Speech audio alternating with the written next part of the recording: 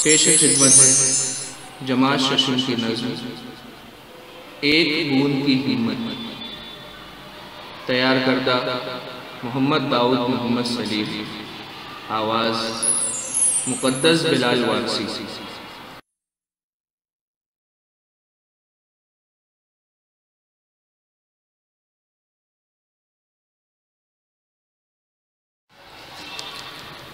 Doctor Mohammad Iqbal 9 नवंबर 1876 को सियालकोट में पैदा हुए। इन्हें बचपन ही से शायरी का शौक था। उन्होंने एक जलसे में नज़्म नाले यतीम सुनाकर बड़ी शोहरत हासिल की। इनकी शायरी में हरकत व अमल का पैगाम है। उन्होंने कौम को खुदी और मुसलसल जिद्दोजहद की तालीम दी। बांगे दरा, बाले जिब्राइल, ज़रबे कलीम इनके उर्दू कलाम के मजमूए हैं। इकबाल ने 21 अप्रैल 1938 को वफ़ात पाई।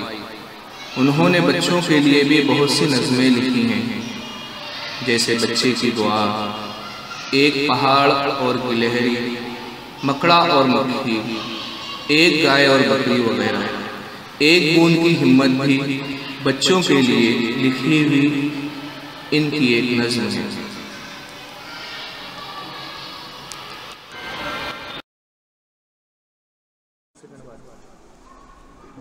कहते हैं एक साल न बारिश हुई कहीं, गर्मी से आफताब के तपने लगे ज़मीन। आसमान पर न कहीं अब्र का निशान, पानी मिला न जब तो हुई खुश्क खेतियाँ। मुँह तक रही थी खुश्क ज़मीन आसमान का, उम्मीद साथ छोड़ चुकी थी किसान का। बारिश की कुछ उम्मीद न थी उस गरीब को, ये हाल था कि जैसे कोई सौगवार हो।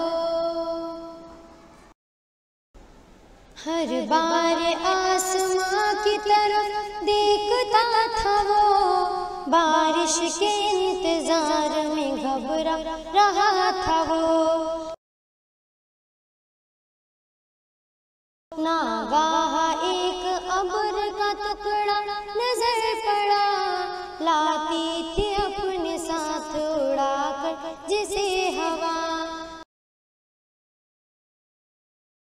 पानी के एक बूंद ने ताका इधर उधर, बोली वो उस किसान की हालत को देख कर।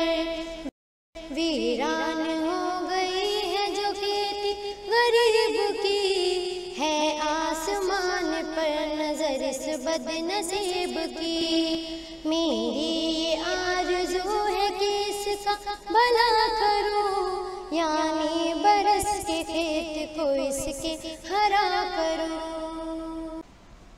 बूंदों ने जब सुनी सहेली की गुफ्तगू, हंस कर दिया जवाब कि अल्लाह रे आरज़ू।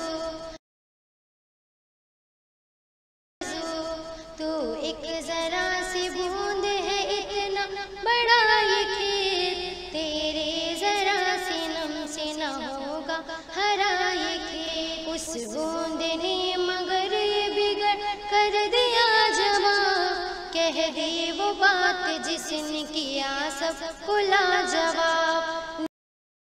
कुर्बान अपनी जान करूंगी किसान पर, क्या लूंगी मैं ठहर के यहाँ आसमान पर। लो मैं चली ये कह के रवाना हुई वो बूंद, बूंदों की अंजुमन में ये गाना हुई वो बूंद।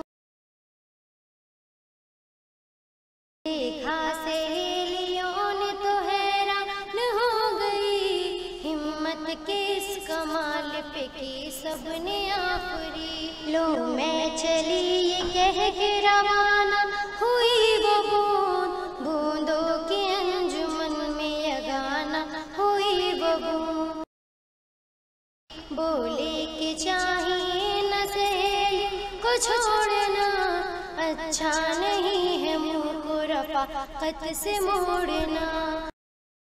ये कह के एक साथ वो बूंद रवा हुई, छीटा सा बन के खेत के ऊपर बरस पड़ी। उजड़ा हुआ जो खेत था आखिर हरा हुआ, ये सिर्फ एक बूंद की हिम्मत का काम था, ये सिर्फ एक बूंद की हिम्मत का काम था।